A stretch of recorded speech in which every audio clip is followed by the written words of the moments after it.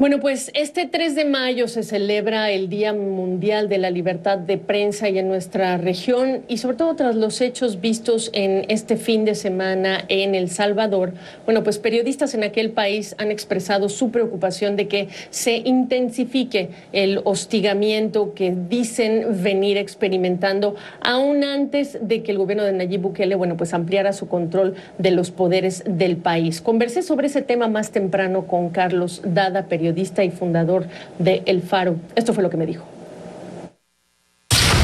Antes del sábado, antes de que se instalara la nueva Asamblea Legislativa, es decir, antes de que el gobierno de Nayib Bukele se hiciera ya con los 3 poderes del Estado, antes de eso, ya la Asociación de Periodistas de El Salvador en poco menos de un año había registrado más de 100 ataques contra la prensa, el 90% de ellos provenientes de la presidencia o de funcionarios de su gobierno. Hemos asistido a persecuciones, a espionaje, a acosos físicos, a acosos electrónicos. Asistimos todos los días al bullying desde casa presidencial, del mismo presidente o de sus funcionarios, a la utilización de medios de propaganda para deslegitimar o calumniar a periodistas. Hemos asistido incluso a la puesta en marcha de operativos claramente de inteligencia para meterse en casas de periodistas a robarles solo su computadora, como fue el caso de Julia Gabarrete y de Oscar Luna. Nosotros mismos estamos ahora enfrentando 4 auditorías del Ministerio de Hacienda desde julio del año pasado. Para darte un ejemplo de las cosas que han cambiado desde el sábado, nosotros solicitamos un amparo ante la Sala de lo Constitucional de la Corte Suprema. No tiene nada que ver con materia tributaria, como los datos personales de nuestros suscriptores, por darte un ejemplo. La Sala de lo Constitucional admitió el amparo y dictó medidas cautelares, diciéndole al gobierno que mientras resolvía, se abstuviera de solicitarnos esto. Bueno, no alcanzó a resolver. Ahora han entrado otros magistrados electos inconstitucionalmente el sábado. Hay acoso también en las calles contra nosotros, contra varios periodistas que han sido agredidos nada más este fin de semana. El panorama, pues, es muy difícil para la prensa independiente en El Salvador. En este contexto es que también quiero incorporar a nuestra conversación al director para las Américas de la organización Human Rights Watch, a José Miguel Vivanco. José Miguel, escuchabas a Carlos Dada en el Día Internacional de la Libertad de Prensa. ¿Qué agregarías? Mira, bueno, Carlos es un gran periodista, uno de los mejores, no solo en El Salvador, a nivel, yo diría, América Latina. Y la descripción que hace sobre la situación que afecta a la libertad de expresión en El Salvador es auténtica, es genuina. El Salvador hoy día está en manos de un potencial Chávez. Eso es lo que es Bukele. Es un tipo muy autoritario que hoy día lamentablemente tiene el control no solo de la Asamblea, sino también del Poder Judicial, de la Suprema Corte, por las vías de hecho. Eso es muy importante señalarlo.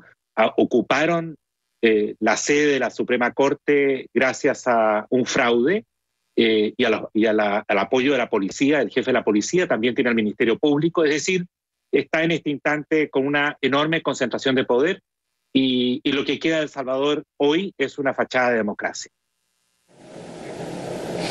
José Miguel, preguntarte, asumo que has visto el nivel de polarización y el propio presidente diciéndole a la comunidad internacional que no se metan, que lo que está ocurriendo en su país es que se está limpiando la casa.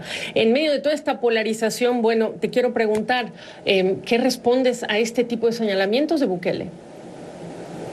Mira, Gabriela, yo no describiría la situación como de polarización, porque polarización es típicamente una situación que se presenta cuando hay 2 sectores de la población que están en una posición irreconciliable. En fin, acá estamos frente a un tirano. Es muy importante caracterizar la situación en El Salvador como corresponde. Esto no es distinto de lo que fue Fujimori en su momento, Chávez en Venezuela. Es alguien que llegó al poder por las urnas, luego se las arregló para que las elecciones lograran mayoría absoluta en la Asamblea, y por estas vías se está haciendo el poder absoluto. Creo que la comunidad internacional tiene un rol fundamental que cumplir. Ya no hay mecanismos internos para defender la democracia, defender el Estado de Derecho.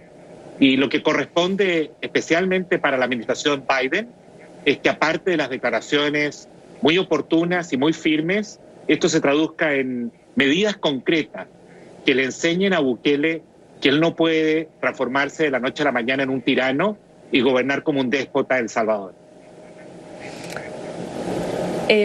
José Miguel, antes de pasar a Colombia, porque es un tema de crucial interés, quiero pedir tu reacción al tuit que dio el vicepresidente de El Salvador, Félix Ulloa, del cual estoy seguro estás enterado. Él dice que te está dando las gracias por hacer todo lo posible para beneficio de nuestro pueblo, yendo al BID, al Banco Interamericano de Desarrollo, al Banco Mundial y al Fondo Monetario Internacional y a la administración Biden a buscar soluciones para El Salvador, ejemplo de defensor de los derechos humanos. ¿Qué le dirías? Mira, el señor Ulloa es alguien que se ha especializado en simplemente hacer propaganda para el régimen, y él confunde lo que es el pueblo de El Salvador, las libertades públicas, el Estado de Derecho, la protección de valores democráticos fundamentales, con el gobierno que hoy día existe en El Salvador. Entonces, no hay que caer en esa confusión absurda. Una cosa es lo que representa él y Bukele, que es una situación abiertamente de tiranía, y otra muy distinta es, por supuesto, las condiciones del pueblo de El Salvador. De cualquier manera, hoy día, en el siglo XXI, la comunidad internacional, tanto a nivel europeo como en Washington, ha creado una serie de precondiciones democráticas, de respeto al Estado de Derecho, de respeto a la libertad de expresión, a la sociedad civil, como unos elementos o factores que deben estar sobre la mesa si se quiere una relación de apoyo, de cooperación internacional con un gobierno que ha dejado de ser democrático. La responsabilidad la tienen ellos, y nuestra obligación como defensores de derechos humanos es informar debidamente, tanto a nivel de la OEA, para que se despierte Luis Almagro, el secretario general, y aplique la Carta Democrática, pero también a los órganos de cooperación internacional y al gobierno de Estados Unidos, comprendiendo en ello, por supuesto, el Congreso, tanto el Senado como la Cámara. José Miguel Vivanco, hablando de Colombia, por supuesto que hay un retiro de esta reforma tributaria, se mantienen las protestas, pero ya estamos hablando de un saldo de 19 muertos, un policía, 18 civiles. Y yo sé que Human Rights Watch ha lanzado una convocatoria para investigar a fondo los hechos sobre el uso de las Fuerzas Armadas, por un lado, pero también de violencia policial. ¿Qué viste tú en Colombia? ¿Qué te preocupa? ¿Qué nos dices? La situación está muy delicada, Gabriela, porque efectivamente estamos investigando numerosas denuncias sobre exceso en el uso de la fuerza que han resultado en decenas y aparentemente centenares de heridos, algunos de ellos graves, y yo diría a estas alturas más de una decena de muertos. Las condiciones, las circunstancias de esas muertes están por ser investigadas. Nosotros estamos verificando los hechos. Por supuesto, hay que denunciar la muerte, el asesinato de un capitán de policía en Soacha, pero también de civiles en Cali y en otros departamentos de Colombia.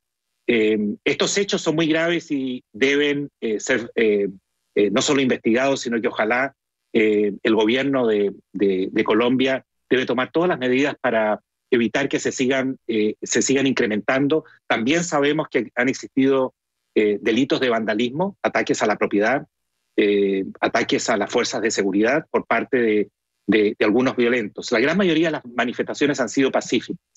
Considero que es un grave error del presidente Iván Duque el recurrir al ejército. En este instante no es solo la policía, sino también el ejército. Me parece que el presidente está jugando con fuego y es una irresponsabilidad enorme utilizar al ejército en tareas que son eminentemente policiales de control del orden público, porque los soldados están preparados para la guerra, para el conflicto armado, y no para una cuestión que debe ser trabajada y afrontada eminentemente por la policía. Te pediría una última declaración, José Miguel Vivanco, en relación con la denuncia hecha contra el presidente de Chile, Sebastián Piñera, ante la Corte Penal Internacional, denuncia relacionada con las manifestaciones, por supuesto, del año 2019.